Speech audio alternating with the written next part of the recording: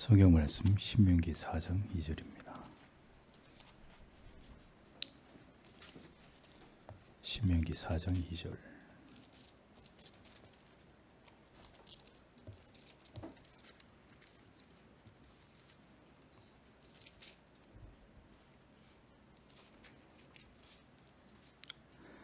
다 같이 함께 읽겠습니다. 내가 너에게 명하는 말을 너희는 가감하지 말고 내가 너에게 명하는 너희 하나님 여호와의 명령을 지키라. 아멘.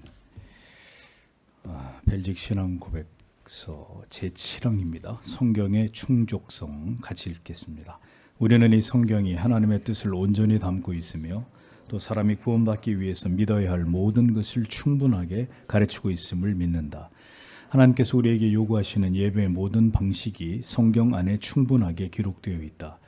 그러므로 사도 바울이 말한 대로 심지어 하늘에서 내려온 천사라도 지금 우리가 가르침받는 성경과 달리 가르치는 것은 어느 누구라도 심지어 사도라 할지라도 불법이다.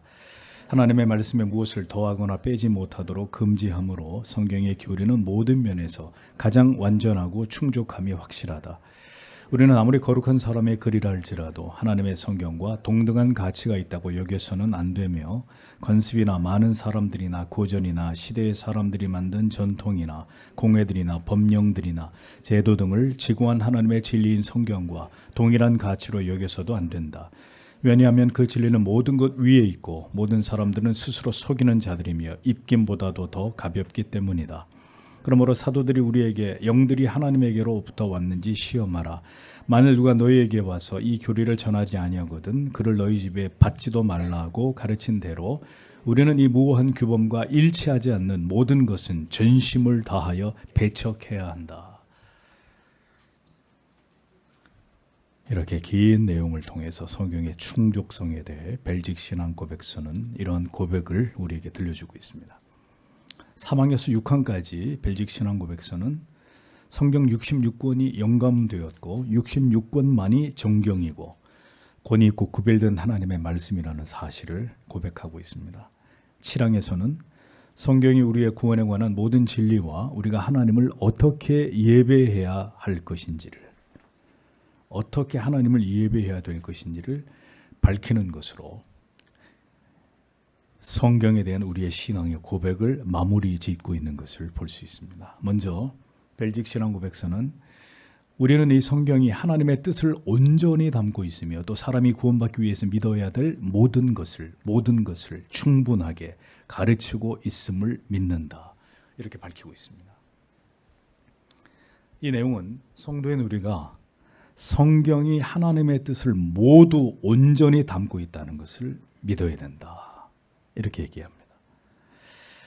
하나님의 뜻이 성경 외에 다른 어떤 것으로 이를테면 직통계시나 꿈이나 환상이나 예언을 통해서 하나님의 뜻이 성경 외에 다른 것을 통해서 절대로 우리에게 주어지는 것이 아니고 오직 성경만으로 충분히 하나님의 뜻이 오늘도 우리들에게 온전하게 담겨져서 전달된다는 것을 우리는 믿어야 된다. 이렇게 고백서가 얘기합니다. 여러분들이 수십 번, 수백 번도 더 들은 말씀이에요. 뭐 새삼스러운 게 아니라 목사의 설교가 이러한 모든 신앙 고백서를 근거하기 때문에 수도 없이 말씀드린 내용입니다. 여러분 이미 수백 년 전에 신앙 고백서에서는 오늘 이 시대에 그릇된 신비주의, 은사주의 등을 통해서 얼마나 많은 사람들이 그릇된 신앙에 오염될지를 이미 다 성경이 내다보고 성경 속에 모든 하나님의 뜻이 온전하게 담겨 있다. 이걸 벌써 수백 년 전에 신앙의 고백을 통해서 우리에게 분명하게 가르쳐주고 있는 거예요. 분명하게. 신앙의 모든 오류와 불건전한 신앙에 치우치게 되는 것은 이 같은 정통 교리에 대한 무지와 외면 때문이라는 사실을 그것을 아는 신자들은 다수가 아닙니다. 지금도 많은 사람들이 교회를 다니지만 이런 교리, 하나님의 말씀을 통해 이런 교리가 우리들에게 전해지고 고백되어지고 있다는 사실을 모르는 사람들이 훨씬 더 많다는 거죠. 하나님의 뜻을 성경 밖에서 찾으려고 하고 다른 방법으로 자꾸 하나님의 음성을 들으려고 하는 그 자체가 이미 성경과 교리에서 벗어난 행위라는 것을 똑똑히 기억해야 된다는 말입니다. 그러니까 목사가 이런 얘기를 수도 없이 하는데도 여러분들이 자꾸 꿈이 어떻고 환상이 어떻고 음성이 어떻고 이런 이야기를 자꾸 하면 하나님이 여러분들의 삶을 온전하게 하시겠습니까? 이렇게 진리를 분명히 가르쳐 드려도 여전히 무슨 계시를 받는다, 음성을 듣는다, 꿈에서 하나님이 말씀하신다 이런 얘기 하시면 여러분들의 삶이 하나님의 진노 가운데 있게 됩니다. 그런 얘기 절대로 하시면 안 돼요. 다음은 성경 안에서 구원받기 위해 믿어야 될 모든 것을 성경이 우리에게 충분히 가르치고 있다라는 것을 믿어야 한다라고 고백서가 말합니다. 목사가 여러분에게 구원에 대해서 간곡히 강조하는 것이 무엇이죠? 구원받기 위해 믿어야 될 모든 게 성경을 통해 충분히 가르쳐지고 있다. 따라서 내 마음대로 내 생각대로 믿어서는 안 되고 성경이 우리가 구원받는 데 있어 우리에게 가르치고 있는 바대로 그 모든 것을 믿어야 된다. 수도 없이 말씀드리고 있는 내용입니다. 절대로 내가 생각하는 대로 그렇게 가볍게 성경에 대해서 무지한 채로 진리를 오해하면서 종교적, 형식적 신앙생활을 하는 것이 얼마나 위험한 일인지를 성경과 교리는 우리들에게 계속해서 경고하고 있습니다. 여러분들에게 또 말씀드리죠. 신앙과 신념은 다른 것입니다. 다른 것입니다. 신앙은 외부로부터 우리에게 주어지는 은혜입니다. 하나님께로부터 외부로부터 우리 안으로 주어지는 은혜입니다. 우리를 그렇게 해서 이끌어가는 것이 신앙이라면 신념은 내 안에서 내 스스로가 만들어내고 내가 붙들고 가고 있는 것이 신념입니다. 그것은 신앙이 아닙니다. 여러분들에게 묻습니다. 여러분 안에 있는 것이 신앙입니까? 아니면 신념입니까? 많은 사람들이 신앙을 가지고 하나님을 믿는 것이 아니라 자기 신념을 따라서 예수를 믿으려고 합니다. 신념의 주체는 바로 자기 자신입니다. 그래서 신념은 신앙이 될 수 없습니다. 그 신념은 자기가 주체이므로 자신이 부정당하면 더 이상 그 신념을 가진 신앙이 앞을 향해 나아가지 못하게 됩니다. 그러나 신앙은 붙들림이기 때문에 내가 나를 붙잡는 게 아니라 하나님에 의해 붙들림이기 때문에 그 하나님의 사랑과 긍휼과 자비에 붙들려서 계속해서 앞을 향해서 나아가게 되어 있습니다. 이게 신앙과 신념의 차이입니다. 많은 사람들이 교회를 다녔어도 구원에 이르지 못하게 되는 것은 그들이 가진 것이 신앙이 아니라 자기 신념이기 때문입니다. 다시 말씀드려서 그 모든 믿음의 근거가 성경이 아니었기 때문이라는 것입니다. 인본주의의 신앙의 치명적 위험성은 바로 여기에 있는 것입니다. 자기의 해석대로, 자기의 방식대로, 자기 생각대로, 자기의 처지와 형편대로, 자기의 신념을 따라서 예수를 믿고자 하는 모든 믿음은 아주 위험한 신앙이 되는 것입니다. 신앙 고백서는 이어서 하나님께서 우리에게 요구하시는 예배의 모든 방식이 성경 안에 충분하게 기록되어 있다. 그러므로 사도 바울이 말한 대로 심지어 하늘에서 내려온 천사랄지라도 지금 우리가 가르침을 받는 성경과 달리 가르치는 것은 심지어 그 사람이 사도라 할지라도 그것은 불법이다. 이렇게 규정하고 있습니다. 종교개혁가들은 로마 캐톨릭의 더럽혀진 예배를 회복하는 일을 굉장히 중요하게 여겼습니다. 그래서 종교개혁이 일어난 이후에 성당 안에 있던 모든 성상, 성물, 성화, 스테인드 글라스 다 때려 부시고 집어던져서 다 이것을 폐기하고 여러 의식들은 폐지시켰습니다. 예배가 아닌 제사를 주관하는 사제의 직분이나 예배에서 향을 피우는 이런 요소들 전부 다 배제시켰습니다. 이런 구약적 요소들은 그리스도의 대속으로 말미암아 모두 소멸된 것이었기 때문에 그런 잘못된 의식들을 예배 안에 잔류시켜 놓을 이유가 없었던 거죠. 루터교가 절반의 개혁인 이유는 하드웨어는 그대로 놔두고 소프트웨어만 개혁을 한 거예요. 외형은 천주교의 것을 그대로 가지고 가고 이 이신칭의 복음만을 바꿨기 때문에 루터의 개혁은 절반의 개혁이 될 수밖에 없는 겁니다. 신앙 고백서를 보십시오. 성경 속에서 하나님께서 우리에게 요구하시는 예배의 모든 모범이 올바른 방식이 성경 안에 충분히 기록되어 있다. 이렇게 말씀합니다. 따라서 우리는 시대에 따라서 시대의 변천에 따라서 우리의 느낌이나 생각에 따라서 하나님을 예배해서는 안 된다는 것을 깨닫게 됩니다. 왜요? 모든 예배의 모범과 방식이 이 성경 안에 다 들어있기 때문에 이 성경에서 벗어난 방식으로 예배를 드리다간 그것은 하나님 앞에 죄가 되기 때문입니다. 그렇다면 우리는 성경 밖에서 무엇이든 우리 마음대로 고안해내고 만들어내서는 안 된다는 것을 알아야 되는 거예요. 성경 밖에서 뭔가 다른 것들을 우리가 고안해내서 그걸 다시 세상에서 교회로 가지고 들어와서 이렇게 하나님을 예배해도 괜찮다라고 생각하는 것은 신성모독이 된단 말이에요. 인간이 경험한 신비한 느낌에서 답을 찾으려고 하고 인간의 감정에 기대서 무엇인가를 새롭게 시도하려고 하고 인간이 만든 사상, 철학, 이념의 잣대로 하나님을 신앙함에 있어서 모든 것들을 변질시키려고 하는 이런 일들이 얼마나 무서운 일인지를 분명히 알아야 한다는 거죠. 성경의 진리는요, 목사님 너무 오래됐고요. 교회 개혁의 정신도 지금 이 시대에 적용시키기에는 부적합하지 않습니까? 교리 몇백 년 전에 그 캐캐 묵은 그 구닥다리 같은 구시대 산물을 그걸 왜 우리가 지금 배워야 됩니까? 직접 계시를 받아서 하나님의 뜻을 알 수 있고 꿈과 환상을 통해서 하나님이 우리에게 다 알려주시는데 뭘 그렇게 어렵게 성경을 붙들고 씨름을 해야 됩니까? 우리는 성경을 벗어나서 이렇게 주장하는 모든 종류의 신앙을 경계하고 금해야 합니다. 성경의 가르침에서 벗어난 예배는 하나님을 위한 예배가 아니라 인간 자신을 향한 우상 숭배일 뿐입니다. 이러한 주장을 하늘에서 내려온 천사가 말할지라도 우리를 성경에서 다른 곳으로 이끌어갈 때, 성경과 다른 것을 말할 때 어떻게 하라고요? 신앙고백서는 단호하게 거부해야 된다. 단호하게 거부해야 된다. 그것은 진리가 아니오. 복음이 아니오. 이것은 하나님께 드리는 예배가 아니오. 단호히 거부해야 된다.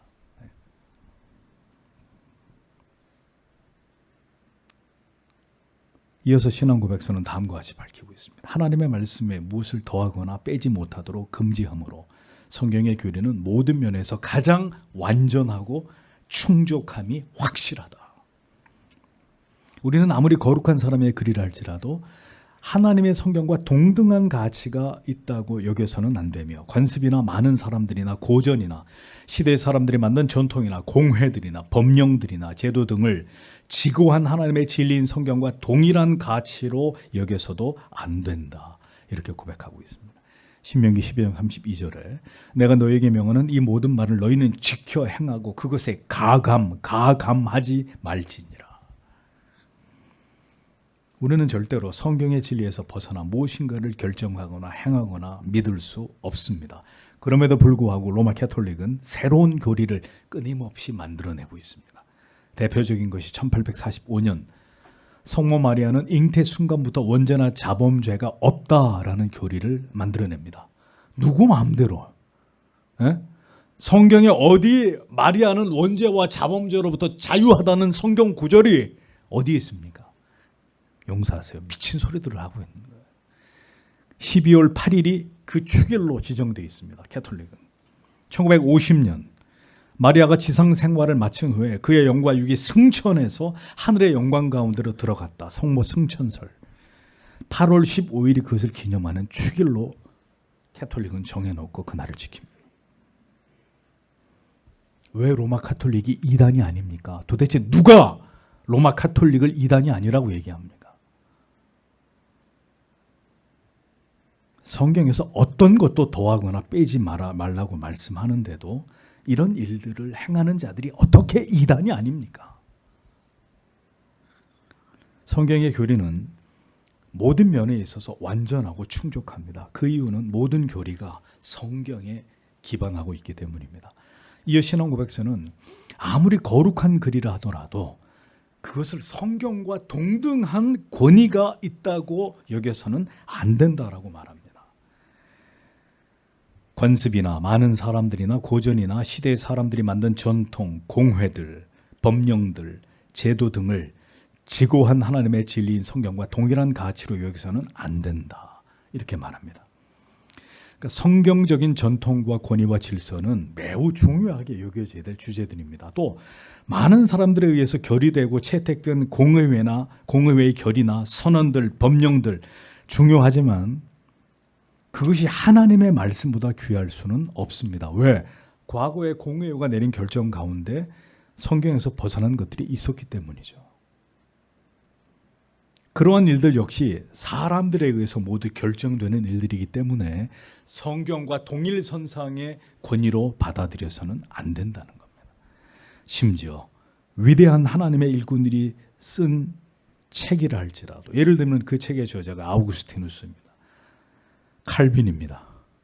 걸출하고 경건한 하나님의 사람들이 쓴 글들을 우리가 즐겨 읽습니다. 그러나 그 책들이 성경과 동일한 권위를 가졌다고 말할 수는 없다.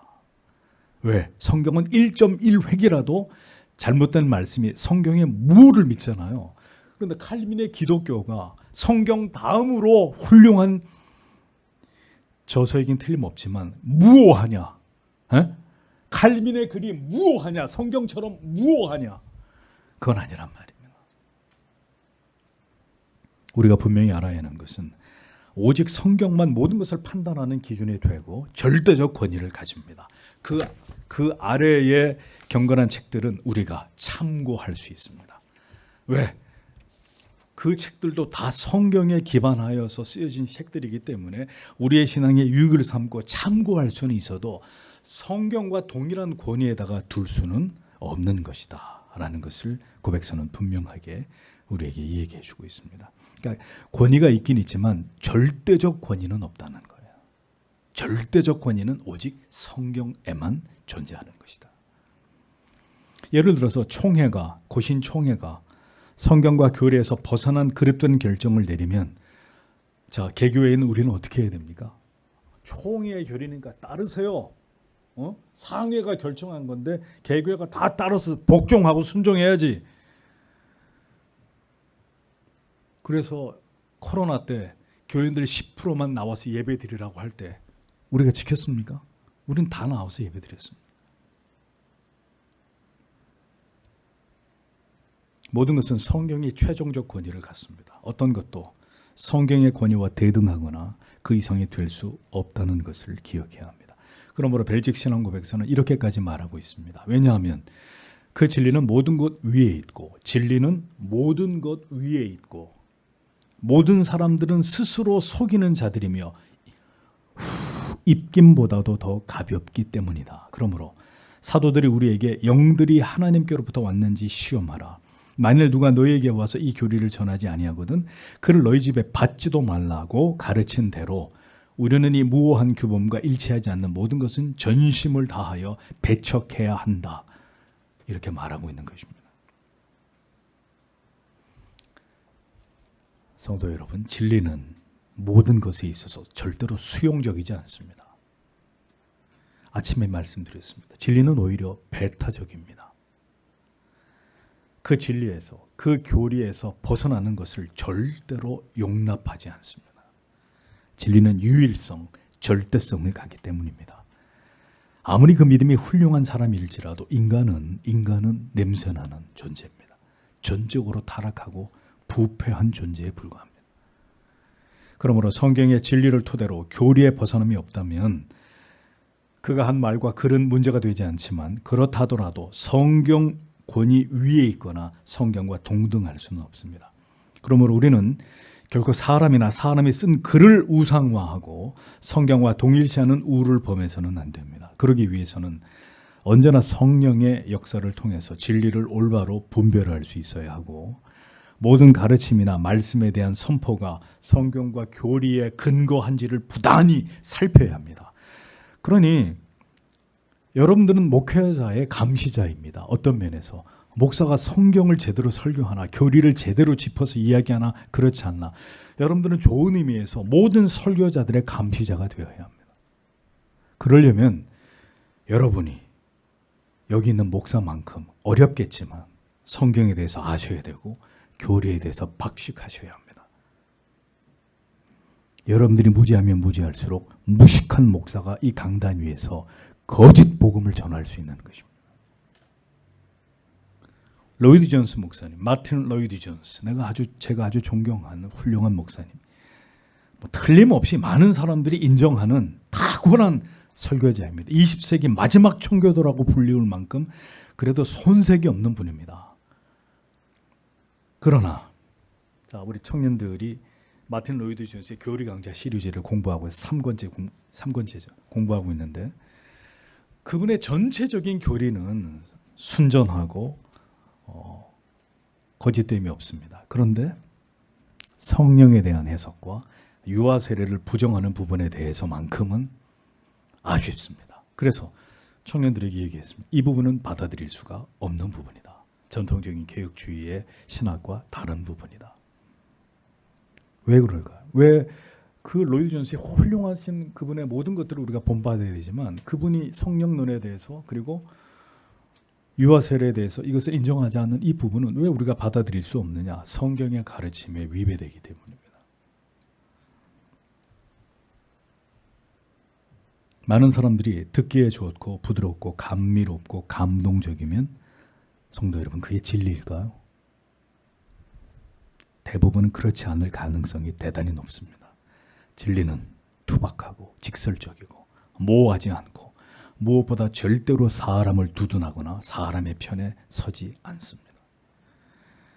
진리가 아닐수록 여러분들이 꿀꺽꿀꺽 받아 넘기시기가 쉽습니다. 어렵지 않습니다. 잘 넘어갑니다. 그러나 진리는 하나님의 뜻을 전합니다. 사람이 받아들이든 안 받아들이든 그것은 설교자의 소관이 아니고 성령이 하실 문제고 진리는 하나님의 뜻을 전합니다. 변화와 회복을, 회개와 거룩과 순결을 촉구합니다. 비가 많이 오면 계곡에 물이 넘쳐나죠. 황토물이 시뻘건 황토물이 흘러내려갑니다. 그렇게 계곡에 물이 많아도 마실 수 있는 물은 찾을 수 없습니다. 이 시대 수많은 말씀들이 설교되고 있어도 그 말씀들이 성경과 교리에 기초하고 그에서 벗어남이 없는지를 살피십시오. 듣기에 좋은 것이 절대로 진리가 아닙니다. 내 마음을 울리고 감동케 했다고 해서 그것이 하나님의 말씀이 될 수는 없습니다. 죄를 후벼파고 그것으로부터 결연히 돌아서게 만드는 우리 자신을 깨뜨리게 하는 진리가 참된 복음입니다. 하나님의 말씀입니다. 하나님의 말씀 앞에 세우는 것이 설교자의 책임입니다. 우리를 모두 하나님 앞에 세우는 말씀, 성경의 진리를 설교하고 가르쳐야 그것이 참 진리이고 하나님의 말씀입니다. 그렇게 분명한 진리가 선포되고 있고 그 진리에서 벗어남이 없는지를 정확하게 분별하려면 여러분께서 성경을 아셔야 합니다. 성경에 기반한 기독교의 정통 교리에 대해서 분명하고 명확한 지식을 가지셔야 합니다. 당회가 하나님의 뜻을 제대로 분별해 나가려면 그 당회의 목사와 장로님들이 하나님의 말씀과 교리에 대해서 해박한 지식을 가지고 있어야 합니다. 우리의 모든 논의는 하나님의 말씀과 교리를 통해서 결정되고 하나님의 뜻을 찾으면 그 교회는 문제가 생길 수가 없습니다. 그런데 목사 자신이 교리에 대해서 무식하고 당회 장로님들이 교리에 대해서 무지하다면 교회가 어디로 가겠습니까?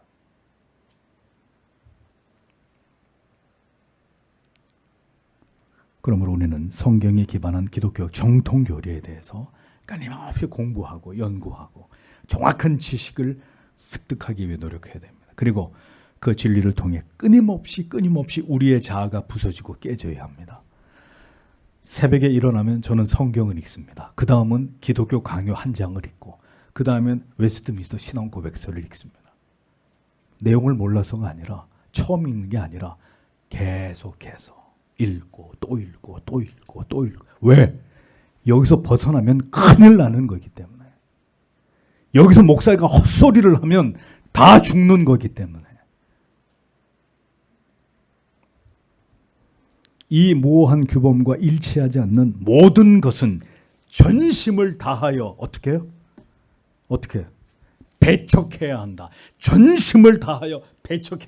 에이, 우리 목사님 몇 년을 우리가 같이 있었는데 정이라는 게 있지. 어떻게 해, 목사님을 그렇게 같은 고향인데. 말도 안 되는 얘기입니다. 단칼에 잘라버리십시오. 단칼에.